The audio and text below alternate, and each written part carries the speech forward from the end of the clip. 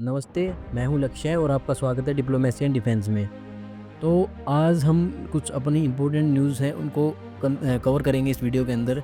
तो अभी बढ़ते हैं हम हमारी पहली न्यूज़ की तरफ, जो कि एमका फाइटर जेट के अप्रूवल से रिलेटेड आ रही है। इसको पहले भी अप्रूव कर दिया था, जैसे कि हमको पता था कि एमका के ऊपर काम चल रहा था। तो इस बार क्या नया है, तो आपको मैं वो बता देता हूँ। तो अभी खबर निकल के आ रही है कि एमका का जो इंडस्ट्रियल मॉडल है, उसको सरकार ने अप्रूव कर दिया है।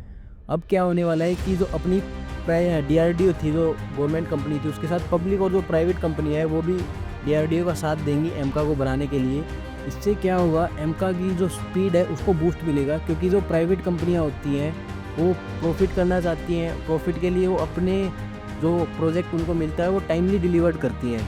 तो इसी वजह से अब डीआरडीओ के साथ साथ प्राइवेट कंपनियाँ हैं, जैसे कि एचएएल है, वो अब डीआरडीओ के साथ मिलकर एमका को बनाएगी, जिससे एमका की स्पीड, जो बनने की स्पीड है, उसका काम है, वो काफ़ी ज़्यादा बढ़ जाएगा। तो इसी के साथ बढ़ते हैं हम अगली न्यूज़ की तरफ। वो है इंटर सर्विस ऑर्गेनाइजेशन एक्ट के रूल्स नोटिफाई हुए हैं। तो अपनी जो भारतीय सरकार है उसने कई नए कानून लॉन्च किए हैं, जिनका नाम है इंटर सर्विस ऑर्गेनाइजेशन एक्ट। तो इस एक्ट से अब फ़ायदा क्या होगा वो भी मैं आपको बता देता हूँ। इस एक्ट से फ़ायदा अपनी आर्मी को भी है, अपनी नेवी को भी है और अपनी एयरफोर्स को भी है। अब इस एक्ट के बाद ये जो तीनों अपनी सेनाएं हैं, आर्मी, नेवी, एयरफोर्स, ये एक अपनी यूनिट बनाएंगी, एक अपना ऑफिस बनाएंगी, अपना एक कमांड सेंटर बनाएंगी। उस कमांड सेंटर में ये तीनों मिलके एक साथ काम करेंगी।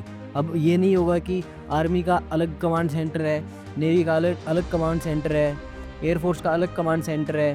तो अब ये एक ही जगह से सारी कंट्रोल की जाएंगी। तो साथ ही मैं आपको ये भी बता देता हूँ कि इस नए रूल के क्या क्या फ़ायदे होंगे। इससे जो जॉइंट ऑपरेशंस होते हैं, जैसे कि अब ऑपरेशन सिंदूर हुआ था, इसमें तीनों सेनाओं ने मिलकर भाग लिया था, आर्मी ने, नेवी ने, एयरफोर्स ने। तो अब ये कमांड सेंटर बनने के बाद जो जॉइंट ऑपरेशंस होंगे ये काफ़ी ज़्यादा ईजी हो जाएंगे।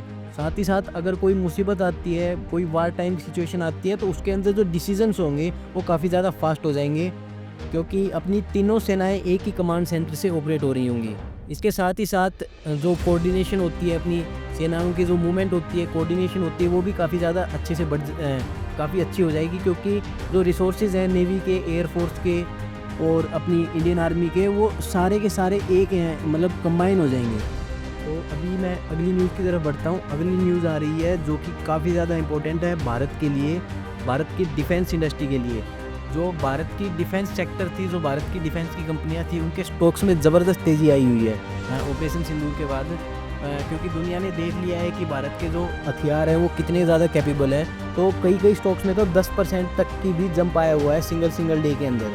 तो अभी जो ये डिफेंस स्टॉक्स में जो तेज़ी आई है उसका कारण है कि जो दूसरे देश हैं, जो फॉरेन कंट्रीज, अगली खबर की तरफ, तो अडानी जो अपने देश के शहर से दूसरे नंबर पे अमीर आदमी है, उन्होंने डीआरडीओ के साथ मिलकर एक किलर ड्रोन सिस्टम बनाया है। तो अभी कुछ दिन पहले एरो इंडिया 2025 हुआ था, उसमें अडानी डिफेंस ने डीआरडीओ के साथ मिलकर एक vehicle mounted counter drone system दिखाया। ये सिस्टम क्या रहता है ये भी मैं आपको बता देता हूँ। तो ये जो सिस्टम है वो ड्रोन्स को डिटेक्ट करता है, आरएफ जैमर्स और लेजर से उनको गिरा सकता है। तो मिलिट्री ट्रक्स पर ये जो सिस्टम है वो लगता है। इसका मतलब इसको मूवमेंट इसकी काफ़ी ज़्यादा आसान है। अब इस सिस्टम को कहीं भी लेके जा सकते हैं और ये ड्रोन किलिंग के अंदर काफ़ी ज़्यादा आसान होगा। साथ ही साथ ये कॉस्ट इफ़ेक्टिव भी बहुत ज़्यादा है। और जो अपने डिफेंस सिस्टम होते थे वो बड़ी मिसाइलें यूज़ करते थे ड्रोन गिराने के लिए, जो करोड़ों की मिसाइलें होती थी। लेकिन ये जो ड्रोन सिस्टम अदानी और डीआरडीओ ने बनाया है ये काफ़ी ज़्यादा सस्ता है। साथ ही साथ ये जो सिस्टम है वो ड्रोन से एयरबेस की सिक्योरिटी और बॉर्डर सिक्योरिटी को काफ़ी ज़्यादा बढ़ाएगा। इसी के साथ हम बढ़ते हैं अगली न्यूज़ की तरफ। इंडिया और इटली ने मिलकर किया है 5 साल का एक एक्शन प्लान। इन्होंने साइन किया है, दोनों ने मिलकर, इंडिया और इटली ने, एक 5 साल का एक्शन प्लान। इंडिया और इटली ने मिलकर 2025 से 2029 के लिए एक स्ट्रेटेजिक एक्शन प्लान बनाया है, जिसमें डिफेंस, स्पेस और ट्रेड का कोलैबोरेशन हो गया। तो ये जो साइन अप हुआ है, तो इससे मैं आपको बता देता हूँ क्या क्या फ़ायदे होंगे। इंडिया के साथ, इटली के साथ हमको जॉइंट डिफेंस R&D मिलेगा, स्पेस टेक और सैटेलाइट में कोऑपरेशन मिलेगा, ट्रेड और नेवल एक्सपीरियंस भी प्लान में होंगे। और इसके साथ साथ मैं आपको एक चीज़ और बता देता हूँ कि ये पैक्ट ज़रूरी क्यों है। क्योंकि इटली जो है वो एक नाटो कंट्री है। जैसे कि आपको पता है, नाटो कई सारे देशों का एक समूह है। तो ये नाटो वाले क्या करते हैं, आपस के अंदर टेक्नोलॉजी शेयर करते हैं, मिलिट्री टेक्नोलॉजी होती है वो आपस में शेयर करते रहते हैं। तो इसी वजह से आपको पता होगा कि तुर्की के ड्रोन हैं वो काफ़ी ज़्यादा फेमस हैं। तुर्की ने भी अपने ड्रोन्स नाटो की टेक्नोलॉजी का यूज़ करके बनाए हैं। तो इटली जो है वो एक नाटो देश है, नाटो ग्रुप का देश है। तो इससे फ़ायदा क्या होगा कि इटली के पास जो नाटो की टेक्नोलॉजी है उसका एक्सेस भी भारत को मिल सकता है। आज की वीडियो में बस इतना ही। अगर आप इसी तरह की न्यूज़ डिफेंस से रिलेटेड और डिप्लोमेसी से रिलेटेड सुनना चाहते हैं तो प्लीज़ इस चैनल को सब्सक्राइब कीजिए और लाइक कीजिए। Thank you.